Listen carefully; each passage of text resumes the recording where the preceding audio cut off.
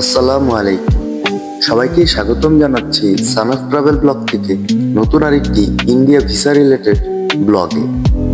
ভারতীয় ভিসা নিয়ে যারা এতদিন দুশ্চিন্তায় ছিলেন তাদের চিন্তার দিন শেষ।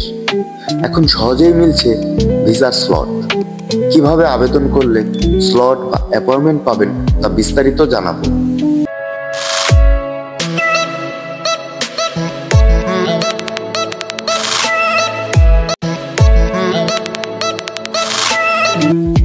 বর্তমানে যে সকল ভারতীয় ভিসাগুলো দেওয়া হচ্ছে তা হলো medical visa, student visa, entry visa এবং তীর্থ ভিসা। এই সকল ভিসা ওপেন থাকলেও সাধারণত ভিসার স্লট পাওয়া যেত না। কিছু দালাল চক্র স্লটগুলো আটকে রাখত এবং চড়া দামে বিক্রি করত।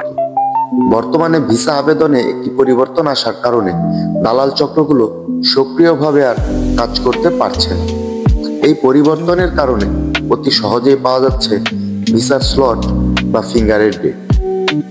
যে সকল ভিসা প্রত্যাশী ভাই ও বোনেরা যারা দিনের পর দিন অপেক্ষা করেছেন ভিসার স্লটের জন্য, তাদের অপেক্ষার পালা শেষ।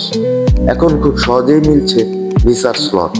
তবে আবেদন করার আগে অবশ্যই আপনাকে কিছু বিষয় মাথায় রাখতে হবে। তা না হলে ভিসার স্লট পাবেন না, বরং আবেদন রিজেক্ট করে দিতে পারে। আবেদন করার আগে কোনো দালালের সাহায্য নেবেন না।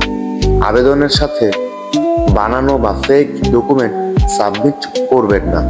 সবচেয়ে গুরুত্বপূর্ণ যে বিষয় তা হলো আবেদন করার সময় অবশ্যই আবেদনপত্রে আপনার নিজের এনআইডি কার্ড দিয়ে নিবন্ধন করা মোবাইল নাম্বারটি ব্যবহার করবেন। প্রতিদিন বিকেল 4টায় ভারতীয় স্লট ওপেন হয়। এই সময় কিছু দালাল স্লটগুলো অ্যাক্সেস নিয়ে নেয় এবং তারা টাকার বিনিময়ে স্লটগুলো বিক্রি করে।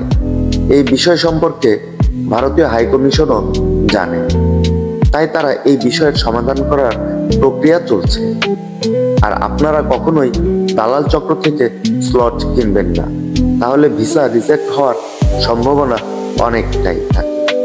তাই সঠিক সময়ে, সঠিক নিয়মে এবং সঠিক ডকুমেন্ট দিয়ে আবেদন করলে অবশ্যই আপনি ভিসা পাবেন। ভিসার স্লট আগের তুলনায় অনেকটাই বেড়েছে এবং ভিসা সবাই পাচ্ছে। দালাল চক্র ভিসার স্লটগুলো অ্যাক্সেস নিয়ে নেওয়ার কারণে তারা নতুন এই সিস্টেমটি চালু করেছে। এই জন্যই আপনার নিজের নিবন্ধন করা মোবাইল নাম্বারটি ব্যবহার করবেন। আপনার যখন ফিঙ্গারের ডেট হবে, আবেদনপত্র জমা দেওয়ার সময় ভিসা সেন্টারে অবশ্যই আপনার মোবাইলটি তারা চেক করবে এবং একটি ওটিপি পাঠাবে। যে ওটিপির মাধ্যমেই আপনার আবেদনগুলো জমা নেওয়া হবে এবং ফিঙ্গার নেওয়া হবে। তাই কখনো ভুল করেও দালাল চক্র থেকে স্লট নেবেন না এবং অবশ্যই আপনার নিজের মোবাইল নাম্বারটি ব্যবহার করবেন। তাহলে খুব সহজেই আপনি ভিসাও পেয়ে যাবেন।